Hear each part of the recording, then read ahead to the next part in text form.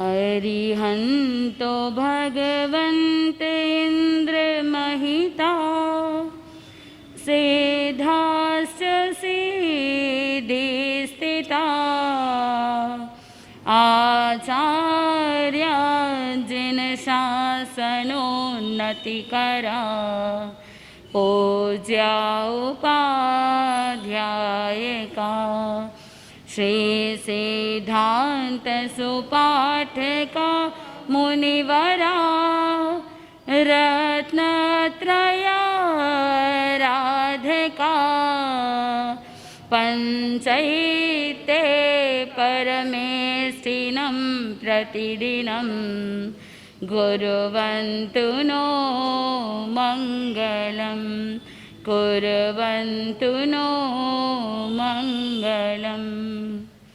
रागद्वेष के विजेता मोक्ष मार्ग के प्रतिपादक चरम तीर्थंकर श्रमण भगवान महावीर स्वामी के चरणों में कोटि कोटि वंदन करते हुए एक भवावतारी चर्चा चक्रवर्ती भीष्म प्रतिज्ञाधारी अखंड बाल ब्रह्मचारी आचार्य सम्राट पूज्य श्री जयमल जी महाराज साहब के चरणों में कोटि कोटि वंदन। जय गच्छाधिपति व्याख्यान वाचस्पति उग्र विहारी वचन सिद्ध साधक 12वें पटधर आचार्य प्रभु श्री पार्श्वचंद्र जी महाराज साहब मेरे अनंत आस्था के आयाम मम जीवन उद्धारक परम पूज्य गुरुदेव डॉक्टर श्री पदमचंद्र जी महाराज साहब के चरणों में कोटि कोटि वंदन करते हुए सभी गुरु भगवंतों के चरणों में वंदन करते हैं। गुरुदेव श्री की आज्ञा से आत्मबंधुओं, अनंत अनंत ज्ञानी सर्वज्ञ सर्वदर्शी तीर्थंकर प्रभु महावीर स्वामी जिन्होंने संसार के भव्य प्राणियों को जिनवाणी के माध्यम से स्वयं तो अरिहंत बने ही बने लेकिन जन जन को अरिहंत बनने का मार्ग बता दिया।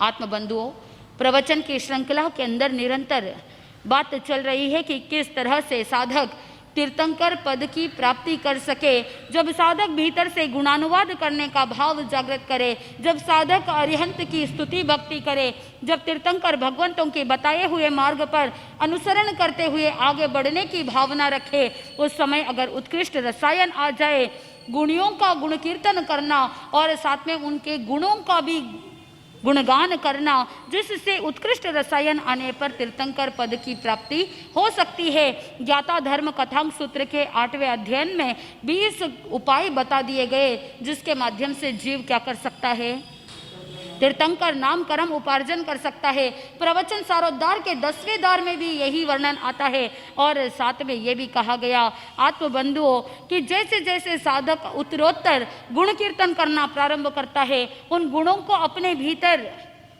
अप्लाई करना प्रारंभ कर देता है। जब गुणों का विकास होता है तभी साधक मोक्ष की मंजिल को प्राप्त कर सकता है।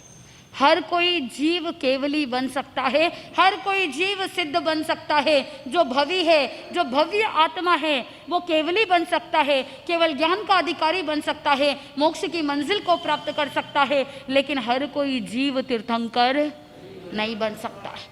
अनंत अनंत पुण्य होता है तब जाकर के जीव तीर्थंकर बनता है। हर एक साधक मन में यही चिंतन करता है कि मेरे जैसे आराध्य देव है, जैसे अरिहंत भगवान है, मैं भी एक दिन क्या बनूं, मैं भी अरिहंत बनूं, मैं भी मेरी आत्मा को परमात्मा बना लूं, मैं भी अपने आप को नर से नारायण बना लूं, मेरी आत्मा को पुरुष से पुरुषोत्तम बना लूं। आत्मबंधुओं, ज्ञानी जन कहते हैं अरि और हंत यानी अरिहंत का मतलब होता है कि जहां पर बताया कि सभी प्रकार के आंतरिक शत्रुओं को जिन्होंने विजय प्राप्त कर लिया। यहाँ पर अरिहंताणम का मतलब ये नहीं कि शत्रुओं को मारना हिंसा का द्योतक है। वहां पर हिंसा के लिए बात नहीं बताई, वहां पर जीतने की बात बताई। आत्मबंधुओं, आप भी अपने जीवन के अंदर इंटेंशन तो अच्छा रखते हैं, लेकिन बोलते समय अगर विवेक नहीं रहा, इंटेंशन तो एक ही है लेकिन बोलने में फर्क हो जाता है। इसीलिए प्रभु महावीर स्वामी कहते हैं कि एक अच्छे सच्चे और श्रावक को सावध्य भाषा का त्याग करना चाहिए। उसकी भाषा निर्वध्य होनी चाहिए, यानी अहिंसात्मक भाषा होनी चाहिए। एक तरफ आप बोल देते हो, जैसे एक गांव के अंदर एक सेठ जी थे।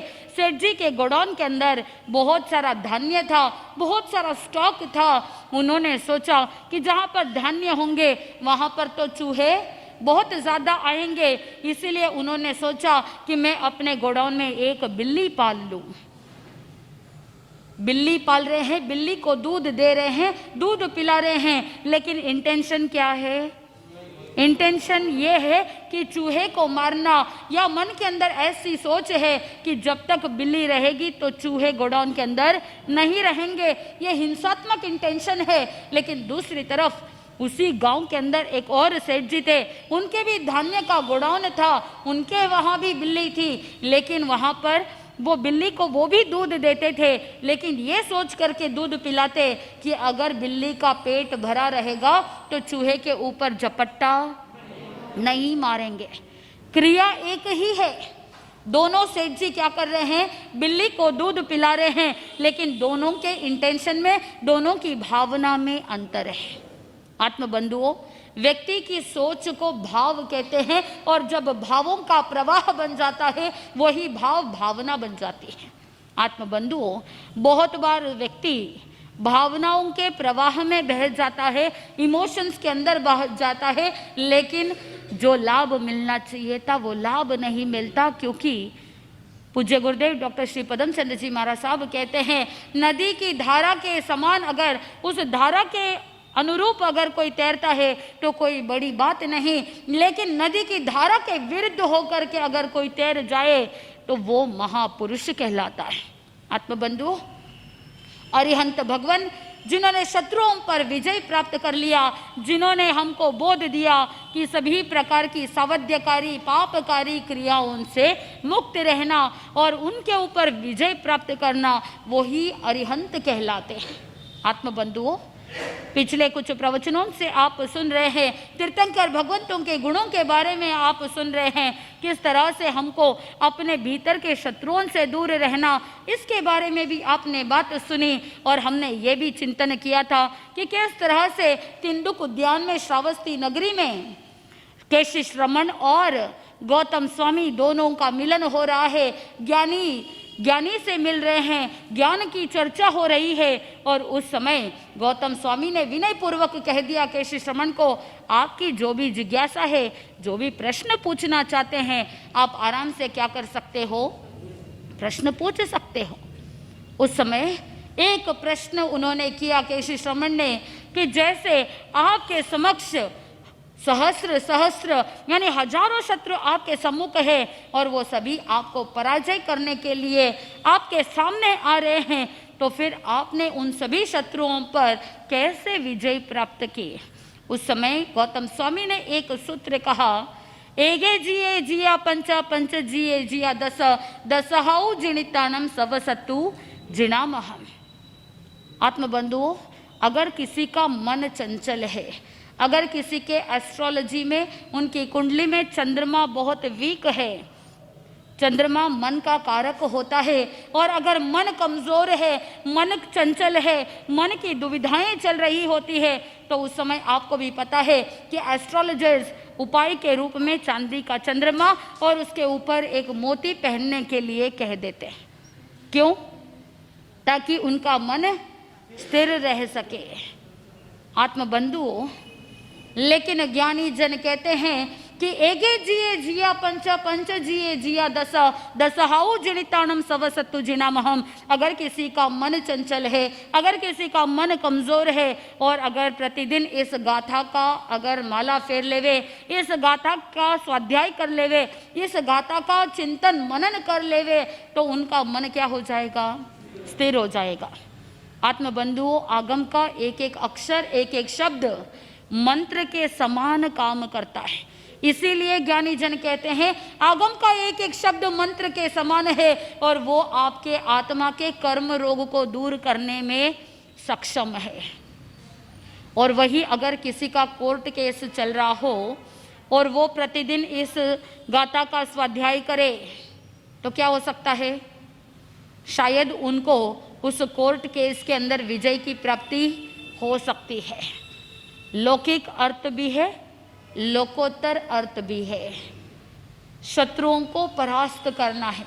लौकिक कामना लेकर के अगर किसी ने साधना की तो लौकिक कामनाएं पूर्ति हो जाती है, क्योंकि आगम का एक एक शब्द भी कल्प वृक्ष के समान है, कल्पतरु के समान है। आपको पता है कि जिस समय भोग भूमि थी उस समय कल्प वृक्ष 10 प्रकार के कल्प वृक्ष, क्या मेहनत करने की जरूरत थी? वहां पर कोई कर्म नहीं करना, और जहां कर्म नहीं वहां पर धर्म भी नहीं है। इस पंचम आर्य में कर्म भी है और धर्म भी है। जब तक भोग भूमि रहती है तब तक ना कर्म है ना धर्म है। इसीलिए ज्ञानी जन कहते हैं ये 2.5 अक्षर का जो ये शब्द है वो शब्द जीवन के लिए बहुत महत्वपूर्ण है। क्रिया होगी वो ही कर्म है। कर्म का अर्थ क्रिया भी हो सकती है, कर्म का मतलब करना भी होता है, कर्म का मतलब कार्मण वर्गणा के पुद्गल भी हो सकते हैं। कार्य किया तो कार्य के पीछे कोई ना कोई कारण जरूर होता है, और आज विज्ञान भी यही कहता है। अल्बर्ट आइंस्टाइन जिसके माध्यम से पूरा साइंस टिका हुआ है, जिसने फिजिक्स का बहुत बड़ा फॉर्मूला दे दिया, E=mc²।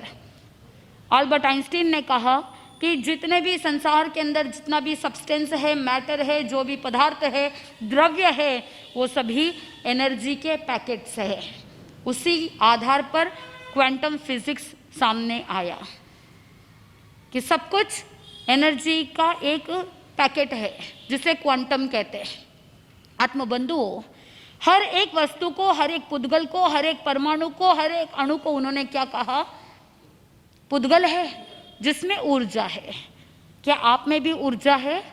भगवान महावीर स्वामी तो कहते हैं कि सभी के अंदर ऊर्जा है, आत्मा में अनंत शक्ति है, लेकिन हमारी अभी तक वो अनंत शक्ति जागृत नहीं हुई, और तीर्थंकर भगवंतों की अनंत शक्ति जागृत हो गई। गौतम स्वामी कह रहे हैं मैंने एक को जीता, और एक को जीतते ही 4 के ऊपर भी विजय प्राप्त कर लिया, और जब इन 5 के ऊपर विजय प्राप्त कर लिया और 5 शत्रुओं पर मैंने विजय प्राप्त कर लिया, और संसार में यही 10 आंतरिक शत्रु है, इन शत्रुओं पर विजय प्राप्त करते ही सहस्र सहस्र शत्रुओं पर भी मैंने क्या कर लिया? विजय प्राप्त कर लिया।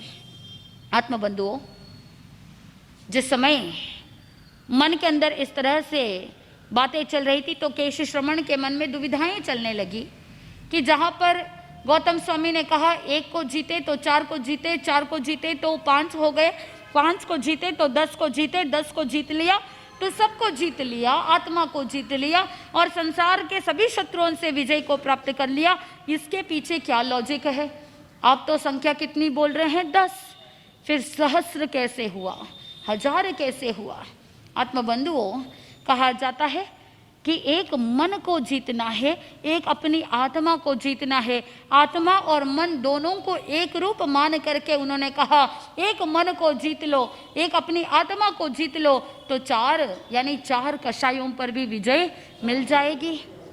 और उन्हीं 4 कषायों के साथ अगर 9 कषाय अगर जुड़ जाए, 1 कषाय और 9 कषाय यानी 10 और साथ में 5 इंद्रिय तो 16 हो गए।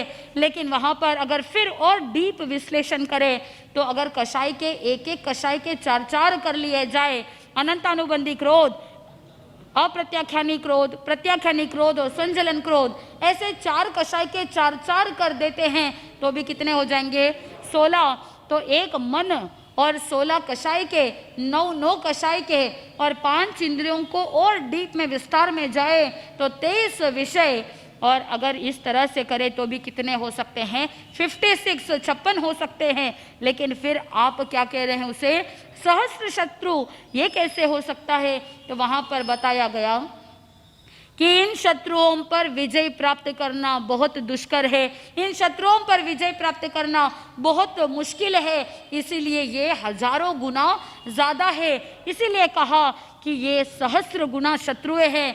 एक शत्रु को पाल लिया तो फिर कितने सारे शत्रु खड़े हो जाएंगे। आत्मबंधुओं, अनंत अनंत कर्म आत्मा के साथ जुड़ जाएंगे। इसीलिए कहा कि इन सहस्र शत्रुओं से विजय को अगर प्राप्त करना है तो फिर अपनी आत्मा पर विजय प्राप्त करना बहुत जरूरी है। लेकिन बहुत दुख का विषय है कि हर एक व्यक्ति अपनी जिंदगी का रिमोट कंट्रोल किसी और के हाथ में थमा देता है, स्वयं का निर्णय स्वयं नहीं ले पाता है। कुछ भी होता है तो कह देंगे कि पूछ करके बताता हूं। स्वयं निर्णय नहीं ले पाते हैं कि उसे जिंदगी में क्या चाहिए, खुद डिसीजन नहीं ले पाते हैं, और डिसीजन न ले पाने के कारण से ही वो जीवन के अंदर दुख को झेल रहे होते हैं। इसीलिए गौतम स्वामी ने कहा, एक को जीत लो, फिर बाकी के शत्रुओं को अपने आप जीत सकते हैं। बचपन के अंदर समय बहुत था, लेकिन समझ नहीं थी। जवानी में समझ तो है, लेकिन समय नहीं है। बुढ़ापे में समय भी है और समझ भी है, लेकिन शरीर में शक्ति नहीं है। इसीलिए प्रभु महावीर स्वामी कहते हैं कि जब तक इंद्रिया सक्षम है तब तक धर्म आराधना कर लो, समयम गोयम मा पमाए। हे गौतम, समय मात्र का भी प्रमाद मत करो। क्या गौतम स्वामी प्रमादी थे? नहीं। लेकिन फिर क्यों संबोधित किया गौतम को कि समयम गोयम मा पमाए, ये इंद्रिया पल पल क्षण क्षण में शिथिल हो रही है, इसीलिए तुम समय मात्र का भी प्रमाद मत करो। अपने प्रिय शिष्य गौतम को संबोधित किया, लेकिन इनडायरेक्टली जन जन को संबोधित कर रहे हैं। हम सभी को कह रहे हैं कि ये इंद्रिया कब शिथिल हो जाए पता नहीं। जब बच्चे छोटे होते हैं, उनको अगर धर्म ध्यान के लिए कहते हैं तो माता पिता सपोर्ट में आ जाते हैं कि स्कूल के अंदर इतना वर्कलोड होता है, इतने सारे प्रोजेक्ट होते हैं, इसलिए वो व्यवस्थित तरीके से नहीं कर पाते हैं, उनके पास टाइम नहीं है। समझ तो नहीं है, समझ में आता है, लेकिन टाइम होते हुए भी क्या करते हैं, टाइम नहीं है। क्योंकि माता पिता ने कहा बच्चों के पास बहुत सारा काम है, तो वह बच्चे फील करने लग जाते हैं, यस मैं तो बहुत बिजी हूँ, मेरे पास बहुत काम है। आत्मबंधुओं, फिर जवानी के टाइम में कहते हैं कि धर्म आराधना कर लो, थोड़ा सा ज्ञान ध्यान सीख लो। उस समय कहेंगे एंट्रेंस एग्जाम देना है, पढ़ाई करनी है, कॉलेज जाना है, हॉस्टल चले गए, फिर साधु संतों का कोई समागम मिलने वाला नहीं है। बचपन भी गया, जवानी भी गई। फिर बाद में जब शादी हो जाती है, शादी होने के बाद भी आपके यही बहाने चालू हो जाते हैं कि धन कमाना है, फिर बच्चे छोटे हैं, बेबी सिटिंग करनी है, डे केयर में ले जाना है, लेकर के आना है, को करिकुलर एक्टिविटीज करवानी है। बच्चों को जब तक एक्टिविटीज नहीं होती है तो आप भी परेशान, क्योंकि आप जितने आपका दिमाग चलता है उससे सवाया उनका चलता है। इतने हाइपर होते हैं, हाइपर एक्टिव होते हैं कि उनको हमेशा हर पल क्या करना पड़ता है, एंगेज करके रखना पड़ता है, बिजी रखना पड़ता है। वही उन बच्चों को धर्म के स्थान पर ले जाए और धर्म सिखाया जाए तो अपने आप हाइपर एक्टिविटी शांत हो जाएगी। क्योंकि धर्म का प्रभाव ऐसा कि जहां पर दुर्भाव आने देता नहीं। कर्म शत्रुओं से दूर करने के लिए धर्म सहायक बन जाता है। अरिहंत वो होते हैं जो अपने आत्मा के साथ जो भी दोष है उन सभी दोषों से मुक्त होने वाले। प्रतिक्रमण में आप कहते हो 12 गुण सहित 18 दोष रहित। वो 18 दोष कौन से हैं? यही 18 दोष आत्मा में सभी दोषों को जन्म देने वाले। और जैसे ही ये 18 दोष खत्म हो जाते हैं, सारे दोष समाप्त हो जाते हैं। आत्मबंधुओं, आगमकारों ने कहा मिथ्यात्व अज्ञान, मिथ्यात्व सबसे बड़ा दोष है। और ज्ञानी जन ये भी कहते हैं इग्नोरेंस इज इविल, अज्ञानता ही पाप है।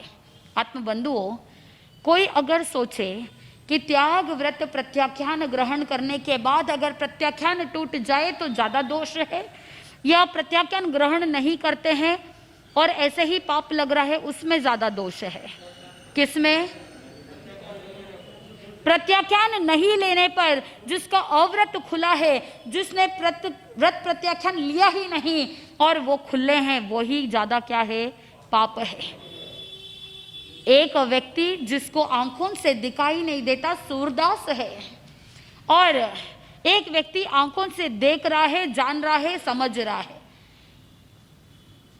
हाथ धोने के लिए नल खुला किया, जो व्यक्ति देख रहा है उसने देखा कि पानी गरम गरम आ रहा है, धुएं निकल रहे हैं, तो क्या उस गरम पानी में हाथ डालेगा? नहीं डालेगा। क्यों नहीं डालेगा? क्योंकि उसे पता है गरम पानी में हाथ डालने पर क्या हो जाएगा, हाथ जल जाएगा, उसे पता है, इसलिए वो अपने हाथ को जलाने से बचा लेगा। वही जिसको आंखों से दिखाई नहीं दे रहा है, जिसको पहले कोई जानकारी नहीं दी गई कि गर्म पानी आ रहा है, आपका हीटर गीजर ऑन है, उसको पता नहीं, हाथ डालेगा तो क्या होगा, हाथ जल जाएगा। तो किसका हाथ जला, जिससे दिखाई नहीं दे रहा था। ठीक वैसे ही पूज्य गुरुदेव डॉक्टर श्री पदम चंद्र जी महाराज साहब कहते हैं, जो ज्ञानी होता है अगर त्याग व्रत प्रत्याख्यान अंगीकार कर लेता है तो वो जानता है कभी नियम टूट भी गया, या अगर कभी कोई पाप भी हो गया, लाचारी मजबूरी में हो रहा है, जानता है पाप है, लेकिन फिर भी संसार में रहते हुए करना पड़ रहा है, उसके मन में पश्चाताप रहेगा कि मुझे ये करना नहीं चाहिए। उसके अंदर सजगता है कि ये पाप है, मुझे करना नहीं चाहिए, लेकिन फिर भी मुझे करना पड़ रहा है। और अगर गुरु का सानिध्य मिला तो मैं एक दिन उससे क्या कर लूंगा, पश्चाताप करते हुए, प्रायश्चित लेते हुए अपनी आत्मा का शुद्धिकरण कर लूंगा। वही अज्ञानी व्यक्ति होगा, वो पाप को पाप ही नहीं मानता है, तो फिर कौन सा प्रायश्चित, कौन सा पश्चाताप और कौन सा शुद्धिकरण। इसीलिए ज्ञानी जन कहते हैं अज्ञान ही पाप है। और ये अज्ञानता कब आती है, जब साधक के जीवन में, व्यक्ति के जीवन में, जीव के जीवन में कोई सम्यक दृष्टि ना हो, वस्तु का यथार्थ स्वरूप का ज्ञान ना हो, तो वो क्या हो जाता है, मिथ्या हो जाता है। और यही मिथ्या ज्ञान व्यक्ति को मिथ्यात्वी बना देता है। तो सबसे पहला आत्मा का दोष कौन सा, मिथ्यात्व, दूसरा है अज्ञान। फिर आगे बताया जाता है क्रोध, मान, माया और लोभ, ये जो चार कषाय है ये भी आत्मा के दोष है। जब तक ये दोष रहेंगे तब तक भीतर से गुणों का प्रकटीकरण हो नहीं पाता है। फिर बताया हास्य, यानी हंसी मजाक करना। चिंतन करो कि रामायण युद्ध क्यों हुआ। लक्ष्मण ने शूर्पणखा का अपमान किया या हंसी मजाक की, नाक काट दी, और उसकी वजह से फिर बाद में वो जाकर के रावण को सारी बात बताती है। बदला लेने के लिए वो सीता की प्रशंसा करती है। और यही मोह, यही अंधकार, यही अज्ञान, यही अहंकार व्यक्ति को डुबो देता है। हास्य, महाभारत युद्ध क्यों हुआ, क्योंकि द्रौपदी ने उपहास किया दुर्योधन को।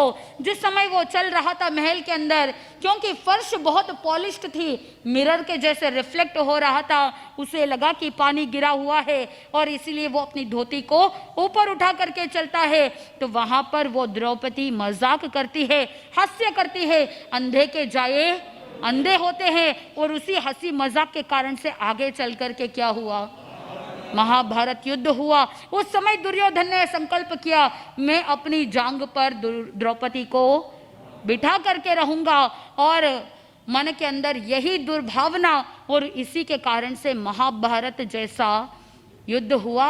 हजारों करोड़ों लाखों लोग मारे गए।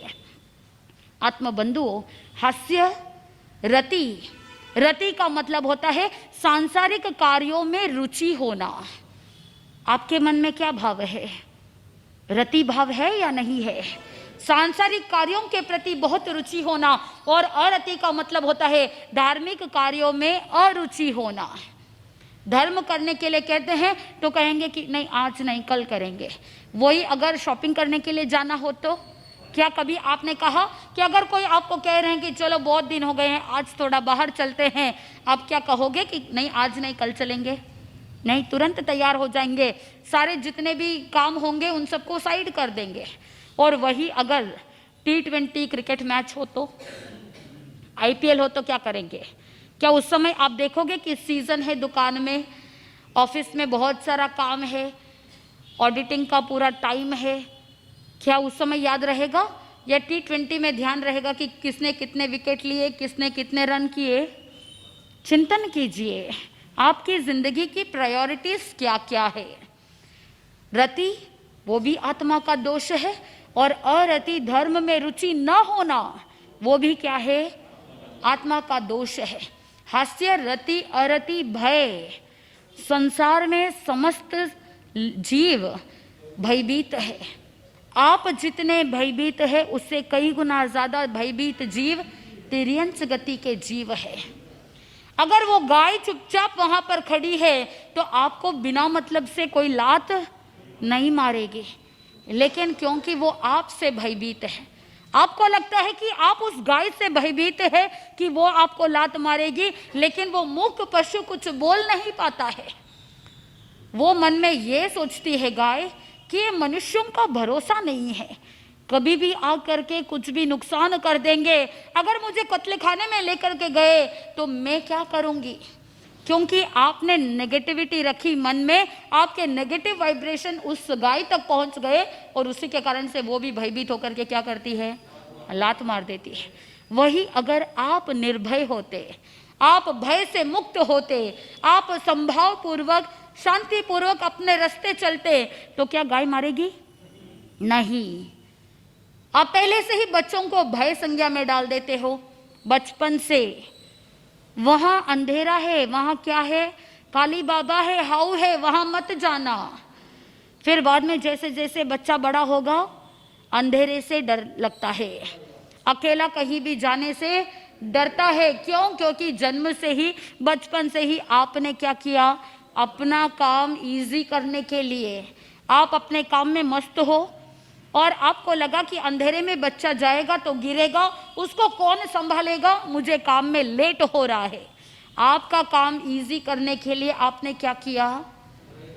बच्चे के मन में भय डाल दिया, और यही भय संज्ञा व्यक्ति को आगे से आगे कमजोर बना देता है।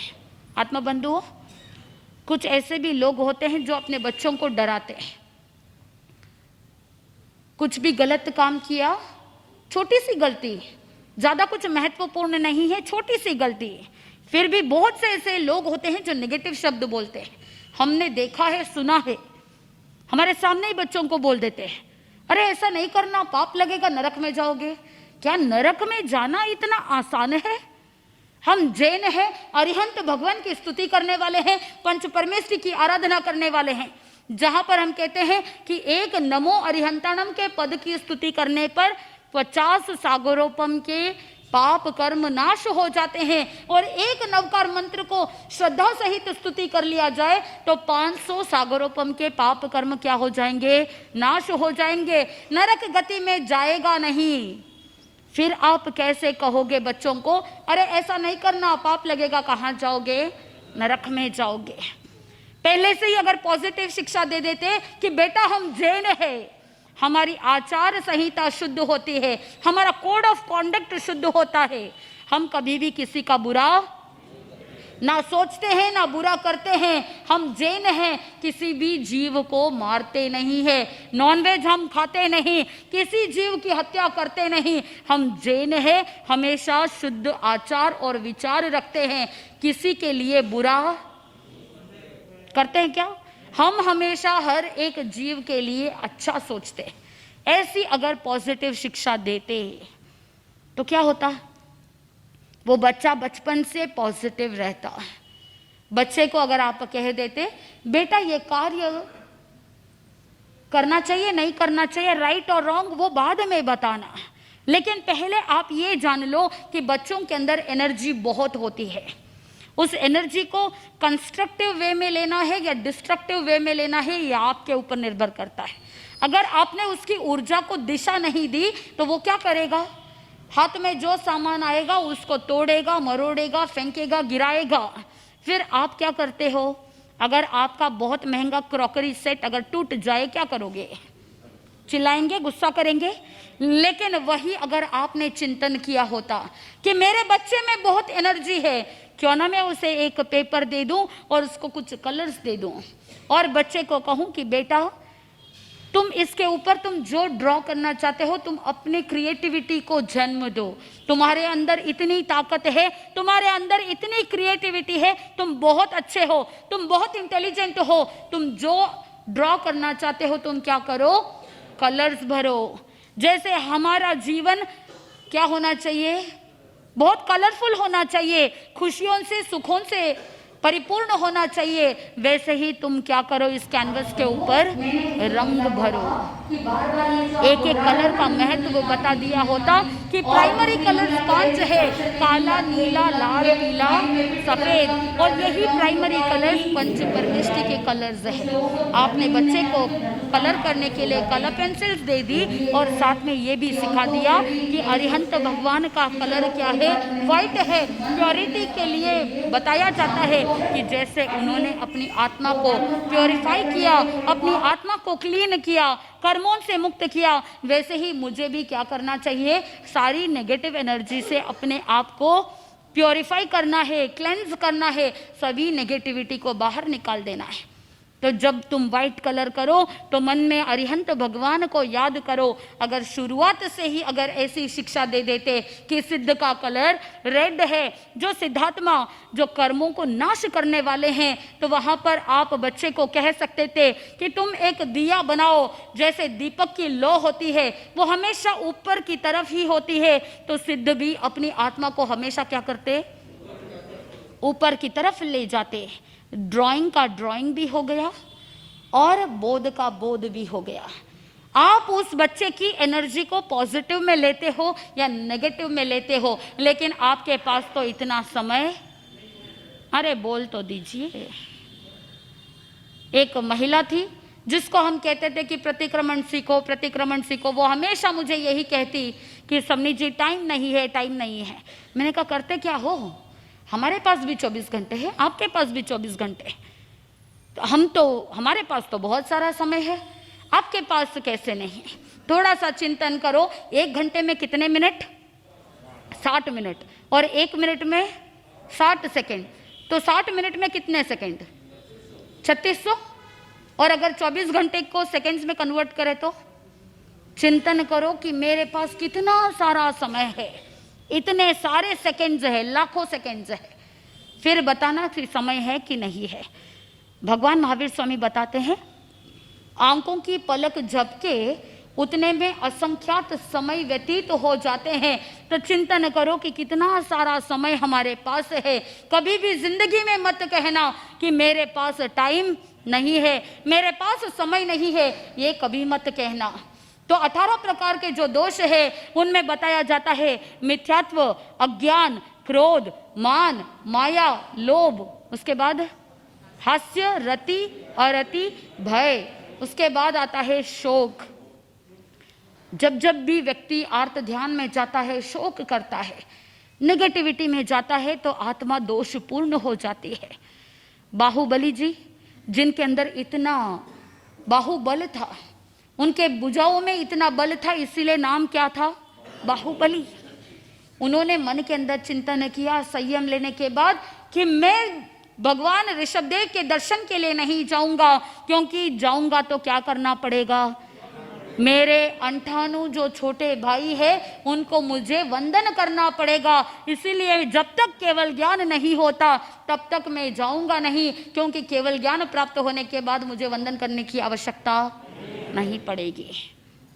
आत्मबंधुओं, 1 वर्ष तक निरंतर साधना की, इतना उत्कृष्ट ध्यान, ना हिले ना डुले, कोई हलन चलन नहीं, मन भी ध्यानस्थ है।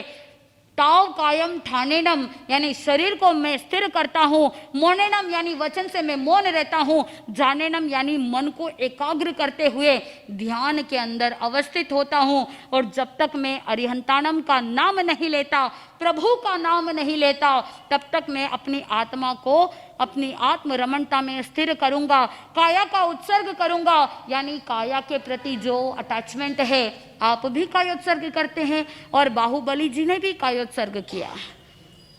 कहते हैं कि बस 1 कदम चल लिया होता तो केवल ज्ञान हो जाता। उनके अंदर इतनी ताकत, और आप भी कायोत्सर्ग करते हैं, लेकिन आपका ध्यान, अरे मच्छर कान के पास बिन बिना रहे हैं, मच्छर काट जाएगा तो मैं क्या करूंगा, फिर ध्यान डावाडोल हो जाता है। अगर कोई आपके बारे में कोई बातचीत करे तो ध्यान तो गया ठिकाने और आपका ध्यान बातों में लग जाएगा। भगवान ऋषभदेव भी जानते थे बाहुबली की साधना इतनी उत्कृष्ट है कि उनको तो केवल ज्ञान प्राप्त होना है, लेकिन एक अड़चन है, आत्मा में दोष है। जब तक आत्मा में दोष रहेगा तब तक केवल ज्ञान गुण प्रकट नहीं होने वाला। उस दोष को निवारण करने के लिए उनकी ही दोनों बहनें ब्राह्मी और सुंदरी दोनों महासती को भेज दिया गया। दोनों महासतियां कहने लगी, ब्राह्मी सुंदरी कहने लगी, वीरा मारा गज था कि उतरो, वीरा मारा गज था कि उतरो, गज छड़िया केवल ना होसी, वीरा मारा गज था कि उतरो। वो दोनों सती कह रही है कि वीरा मारा गज था कि उतरो। आपने संसार का त्याग कर लिया, राजमहल का त्याग कर लिया, सब कुछ छोड़ दिया, लेकिन अभी तक आपने हाथी को नहीं छोड़ा। और जब तक गज को नहीं छोड़ोगे, जब तक हाथी को नहीं छोड़ोगे, तब तक केवल ज्ञान होने वाला नहीं है। इसीलिए वीरा मारा गज था कि नीचे उतरो। बाहुबली जी के कानों में शब्द पड़े, विचार करने लगे कि ये तो शब्द ब्राह्मी और सुंदरी, मेरी दोनों बहनें जो सती बन गई है, उनके शब्द है। उनकी आवाज में पहचानता हूं। मैंने तो संयम अंगीकार कर लिया है, फिर क्यों कह रही है कि मैंने अभी तक हाथी को नहीं छोड़ा। फिर आत्मचिंतन चला, सही तो कह रही है, मैंने मान रूपी हाथी पर मैं अभी तक सवार हूं। जब तक मेरा अहंकार दूर नहीं होता, जब तक मैं बड़ा हूं, ये बड़प्पन जब तक खत्म नहीं होता, तब तक मुझे केवल ज्ञान कैसे होने वाला है।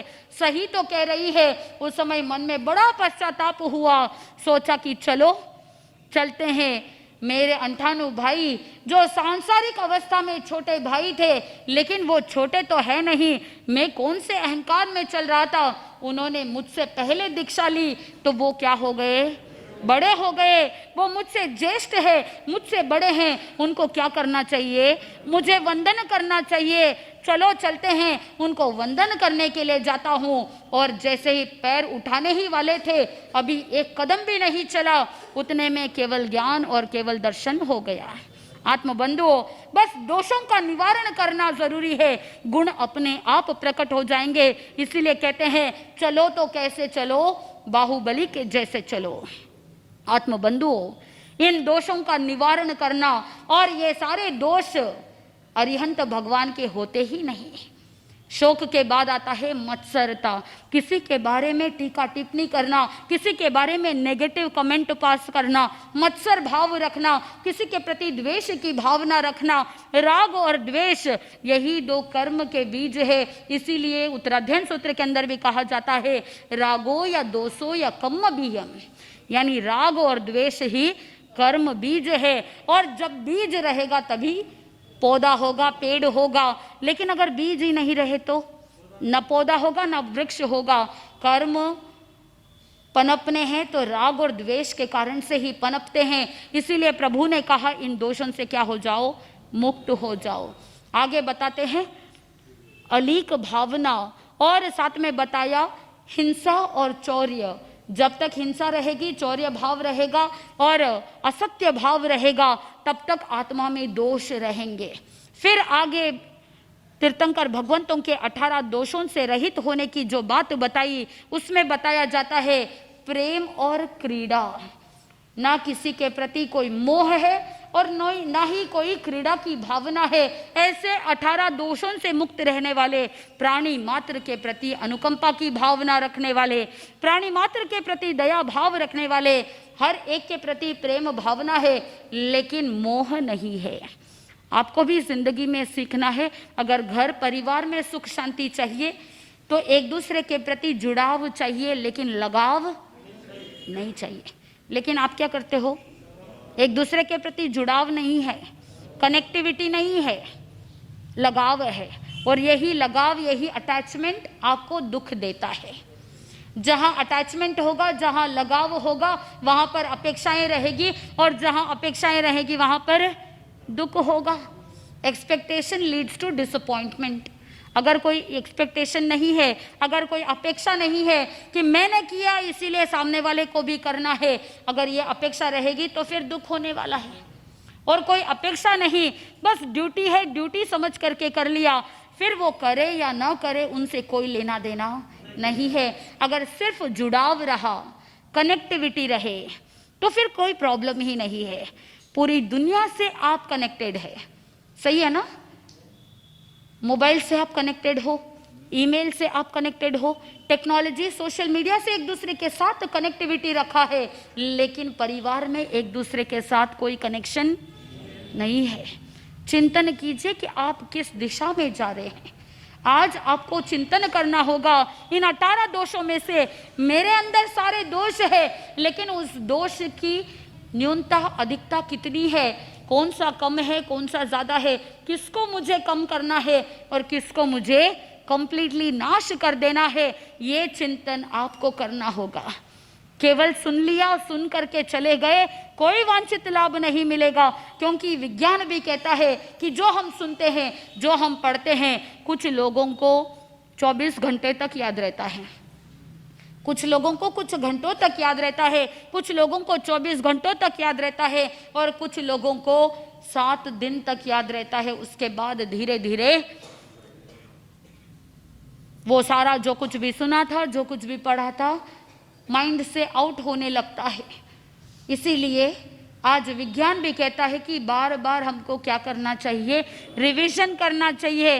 और प्रभु महावीर स्वामी तो कह रहे हैं कि पुनरावर्तन करो ज्ञान का, पुनः पुनः सुनो, पुनः पुनः उसे पढ़ो और अभ्यास करो। और जो कुछ भी आपको अपने जीवन के लिए कार्य करना है तो उसे लिखने का अभ्यास रखो कि मुझे इन सभी दोषों का निवारण करना है। और जैसे ही सारे जितने भी आपने दोषों को लिखा है, आपने उसके ऊपर वर्कआउट कर लिया, अब लगता है कि ये सारी नेगेटिविटी मेरे अंदर नहीं है, तो उसको क्या कर देना, फाड़ करके फेंक देना। क्या आप ऐसा कर सकते हैं? करना चाहिए, करना चाहिए, लेकिन कर नहीं रहे हैं। फिर आप गुरु भगवंतों के पास जा करके कहते हो, गुरुदेव मुझे कुछ ऐसा मंत्र दे दो जिससे मेरी नैया पार हो जाए। आपको वसीयत में सबसे बड़ा मंत्र नवकार मंत्र मिला, लेकिन उस मंत्र को आपने जपा नहीं। और जपा तो ऐसा नहीं जपा जिससे आपको सारे दोष मुक्त हो सके। प्रभु कह रहे हैं नमो अरिहंताणम, यानी अरिहंत शब्द में ही वो पावर है कि आपके सारे पापों को क्या कर सकता है, नाश कर सकता है, सारी नेगेटिविटी को, दोषों को निवारण कर सकता है। लेकिन अभी तक वो आराध्य के प्रति जो श्रद्धा भक्ति भाव आना चाहिए था, वो अभी तक आया नहीं। लेकिन अब समय आ गया है कि अपने भीतर से श्रद्धा को जागृत करो, अटूट विश्वास रखो, निश्चित रूप से किया हुआ जाप, निश्चित रूप से किया गया स्मरण, धर्म के फल में कभी भी संदेह नहीं करना।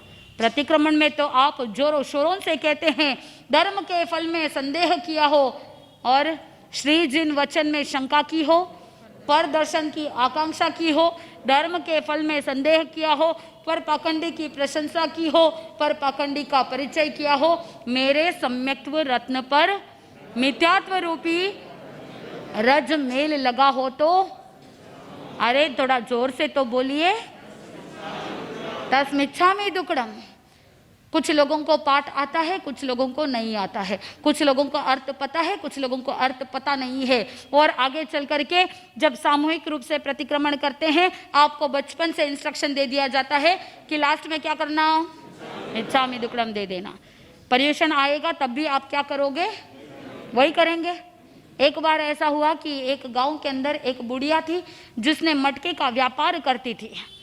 प्रतिदिन मटकों को ला करके बाजार में डिस्प्ले कर देती थी और लोग मटके को चेक करते। चेक कैसे करना, ठोक ठोक करके, बजा बजा करके। और आपके कर्म भी आपको क्या करता है, बजा बजा करके अलार्म देता है, बेटा अब सब बदल जाओ, अब सुधर जाओ। लेकिन फिर भी मानने वाले नहीं है, बार बार जिंदगी में नेगेटिव नेगेटिव नेगेटिव। लेकिन मैं आज आपको कुछ कहना चाहूंगी, अब आप पॉजिटिव बन जाओ। आप कहना मानेंगे कि नहीं मानेंगे? हमेशा नेगेटिव बोला जाता है, तुमको कितना बोल दिया फिर भी तुम करने वाले नहीं हो, फिर सबकॉन्शियस माइंड में क्या जा रहा है, नहीं मानते हैं। आप बच्चों को भी यही कहते हो, बड़े बुजुर्ग भी यही कहते हैं, कितना समझाया फिर भी तुम सुधरने का नाम नहीं लेते। नेगेटिव, हर बात में नेगेटिव, हर बात में क्या है, नेगेटिव है। जब तक आप इस सेंटेंस को बदलेंगे नहीं तब तक सुधार कैसे होगा। एक तरफ कहते हैं सुधार करो और दूसरी तरफ कहते हो कितना समझाओ कोई मतलब नहीं है ना।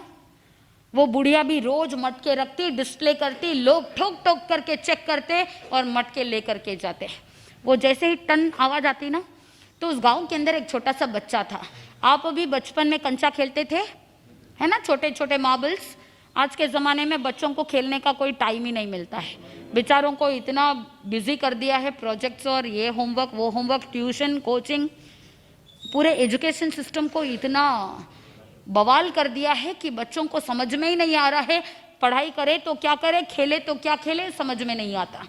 और आपके मन में एक भय रहता है। आजकल किडनैपर्स इतने ज़्यादा हो गए हैं, बच्चों को किडनैप करके ले जाते हैं, किसी को कुछ खिला देते हैं। इतनी नेगेटिविटी बाहर बढ़ चुकी है कि आप अपने बच्चे को बाहर मैदान में खेलने के लिए भेजने से आप डरते हो, तो बच्चों का फिजिकल वर्क होता ही नहीं है। आत्मबंधुओं, वो छोटा सा बच्चा जैसे ही मार्केट के अंदर गया, उसने देखा कि लोग क्या कर रहे हैं, मटकी को ठोक ठोक करके, बजा बजा करके चेक कर रहे हैं। वो जो टन आवाज आती है, उस बच्चे को बड़ा मजा आ रहा है। उसने सोचा मैं भी थोड़े मजे ले लूं।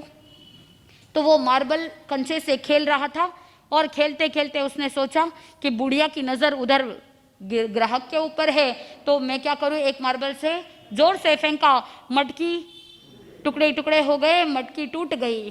वो बुढ़िया जोर से चिल्लाती, अरे कौन है वो, किसने कंचा फेंका। वो बच्चा जोर से कहता है, मिच्छामी दुक्कड़म दादी माँ, मिच्छामी दुक्कड़म। बचपन से सिखाया, कुछ भी गलती हो जाए मिच्छामी दुक्कड़म दे देना। भारत से अंग्रेज चले गए और दो शब्द छोड़ गए, सॉरी एंड थैंक यू।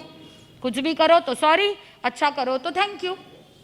तो वो बच्चा कहता है मिच्छामी दुक्कड़म। फिर सोचा छोटा बच्चा है, उसको क्यों परेशान करना, कोई बात नहीं, उसको कहा अब आगे मत करना। फिर वो अपने ग्राहकों के बीच में बिजी हो गई, इधर उसको और मजा आने लगा। फिर कंचा खेलते खेलते फिर एक कंचा, ऐसे एक बार नहीं, दो बार नहीं, तीन बार नहीं, सारे मटके फोड़ डाले और हर बार वो बच्चा क्या करता रहा, मिच्छामी दुक्कड़म देता रहा। आत्मबंधुओं, क्या आप भी ऐसा मिच्छामी दुक्कड़म दे रहे हैं? सोचो जरा, आप क्या कर रहे हैं। सिर्फ मिच्छामी दुक्कड़म देने के लिए दे रहे हैं, लेकिन अनजाने में भी दिया गया मिच्छामी दुक्कड़म हो सकता है कुछ लाभ दे दे, मना नहीं कर रहे, लेकिन फिर उतने से ही आपकी जर्नी को, आपकी यात्रा को सीमित मत रखो। मन में ये सोचो कि मैं दूसरों का दोष ना देखूं, मैं केवल दूसरों की आलोचना ना करूं, मैं अपने ही आत्मा के दोषों को देखूं, अपने ही आत्मा की आलोचना करूं। मैं सम्यक प्रकार से देखूं कि मेरे अंदर क्या क्या दोष है, मैंने क्या गलतियां की है, मैंने क्या मिस्टेक्स किया है, मैंने कौन सा पाप किया है जिसके कारण से मेरी ये आत्मा इतना दुख देख रही है। मन के अंदर चिंतन करो कि प्रभु मुझ पर कृपा रहे, ऐसी कृपा रहे कि मेरी आत्मा के साथ जो दोष लगे हैं उन सब से मैं मुक्त हो जाऊं। आप तो सभी प्रकार के शत्रुओं पर विजय प्राप्त कर चुके हो, आप सभी प्रकार के दोषों से रहित हो। मुझे भी क्या करना है, एक दिन अपने आत्मा के दोषों से मुक्त होना है। और साथ में 18वां जो है दोष वो बताया, निद्रा। निद्रा दर्शनावर्णीय कर्म का प्रभाव होता है नींद आना। दर्शनावर्णीय कर्म का फल है कि जिसके वजह से नींद आती है। बहुत से ऐसे लोग हैं जो आकर के हमको पूछते हैं, जैसे ही प्रवचन सुनने के लिए बैठते हैं तो नींद आ जाती है, क्या करना है। आपको भी आती है? नहीं आती है, बहुत बढ़िया। लेकिन कुछ कुछ लोगों को नींद आती है।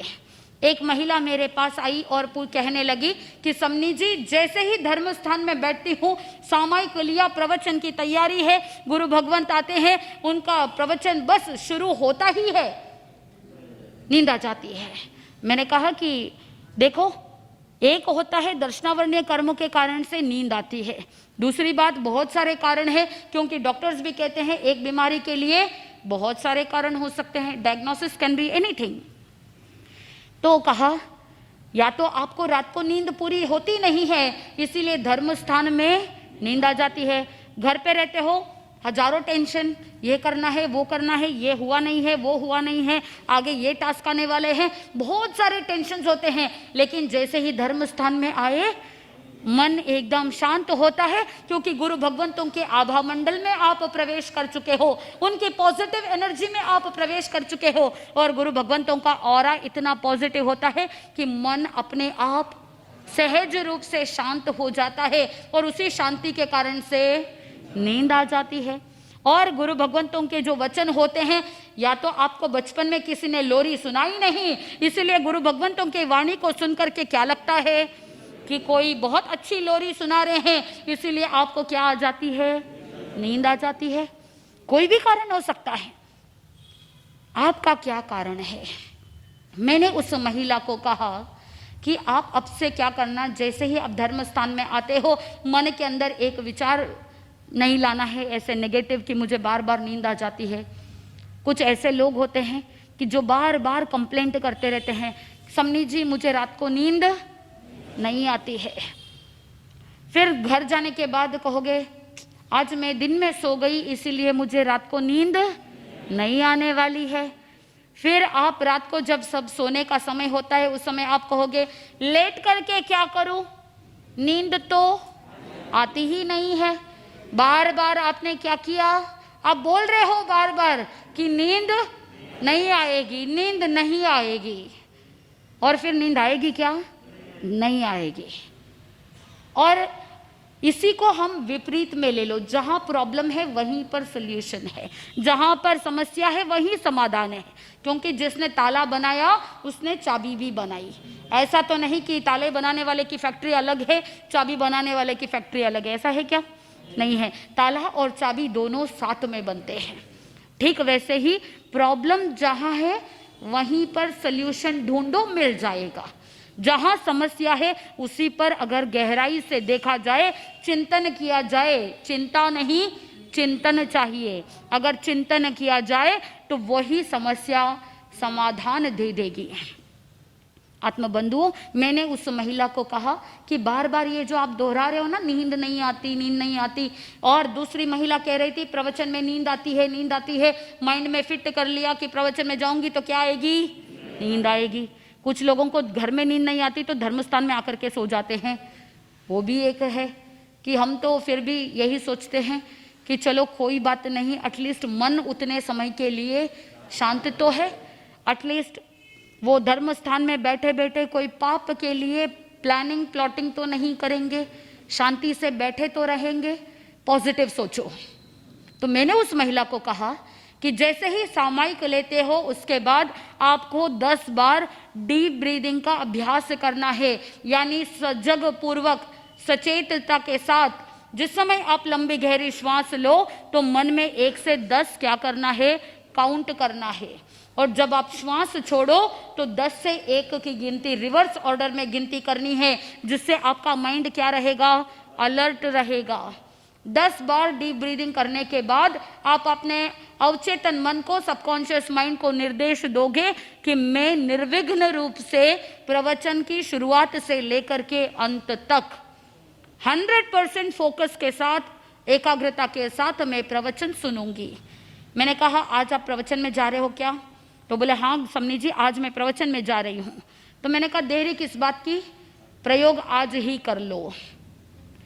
गए प्रवचन में, और जैसे ही प्रवचन में जाकर के जैसा कहा था वैसे ही आज्ञा का पालन किया, और उसके बाद दोपहर में समाचार आते हैं समनी जी आज गजब हो गया।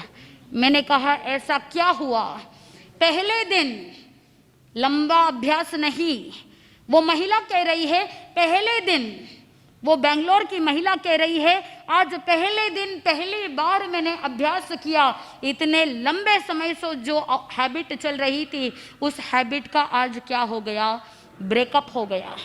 ब्रेकअप करना है तो किसके साथ करना है, आपकी बुरी आदतों से ब्रेकअप कर लो। दुनिया से, लोगों से ब्रेकअप करने से कुछ मिलने वाला नहीं, उल्टा दुख ही मिलने वाला है। अगर ब्रेकअप करना है तो किससे करना है? आपके ही दोषों से ब्रेकअप कर लो, आपके ही नेगेटिविटी से ब्रेकअप कर लो, आपके ही नेगेटिव शब्दों से ब्रेकअप कर लो, नेगेटिव विचारों से ब्रेकअप कर लो। आपकी आत्मा को क्या मिलेगा? शांति मिलेगी, सुख मिलेगा, समृद्धि मिलेगी, क्योंकि आपकी सोच क्या बन जाएगी? पॉजिटिव बन जाएगी। आत्मबंधु, वो महिला कह रही है, आज पहली बार मैंने अभ्यास किया, प्रवचन शुरू होने से पहले मैं आज 5 मिनट पहले गई, क्योंकि गुरु भगवंत आने के बाद अगर आऊं, लेट जाऊंगी तो मैं अभ्यास नहीं कर सकूंगी। इसलिए मैंने क्या किया? प्रवचन में 5 मिनट पहले आई। गुरु आए उससे पहले शिष्य को क्या करना चाहिए? आ जाना चाहिए। लेट आएंगे, जल्दी जाएंगे, ये भाव नहीं होना चाहिए कि जल्दी आना और लेट जाना। गुरु भगवंत मंगल पाठ श्रवण कराए, उसके बाद प्रस्थान करना, तो गुरु भगवंतों की आशातना नहीं लगेगी, उनका डिसरेस्पेक्ट नहीं होगा। हम गुरु भगवंतों को आदर भक्ति भाव देते हैं। इसका मतलब क्या है? कि प्रवचन में पहले आना, गुरु भगवंत आए उससे पहले आकर के सामायिक आदि ले लेना। नहीं तो क्या होता है? प्रवचन शुरू होने के 5 मिनट, 10 मिनट, 15 मिनट बाद आते हैं, फिर सामायिक लेने लगते हैं। उतने में प्रवचन का कितना टाइम चला गया? आधा टाइम चला जाता है। फिर क्या सुनेंगे और क्या आत्मचिंतन करेंगे? इसीलिए आइडियली एक साधक को प्रवचन के 5 मिनट पहले आना चाहिए, आकर के अपने सारे सावध्य क्रियाओं से निवृत्त होना चाहिए। और साथ में सामायिक की एक एक पार्टी जिस समय बोलते हैं तो मन के अंदर भाव भी वैसे आने चाहिए। आगे के बोलों में आपको बताया जाएगा कि शुद्ध सामायिक का ये जो सीक्वेंस है ये कैसा होना चाहिए।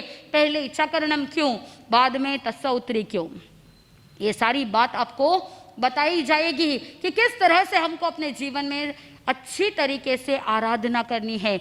Don't believe only in numbers, quantity नहीं क्वालिटी पर विश्वास रखो। तो वो महिला पहले दिन अभ्यास करके कहती है, समने जी आज गजब हो गया, आज मुझे बिल्कुल भी नींद प्रवचन में आई ही नहीं। उसके बाद से लेकर के आज दिन तक रेगुलर वो श्राविका अभ्यास करती है और कितने ही प्रवचनों का बहुत अच्छी तरह से लाभ ले लिया।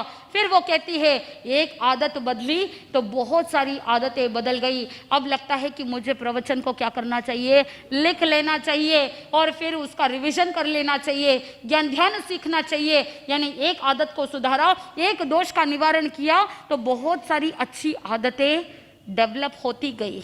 क्या हम भी ऐसा कर सकते हैं? क्या हम भी अपनी आत्मा का दोषों का निवारण कर सकते हैं?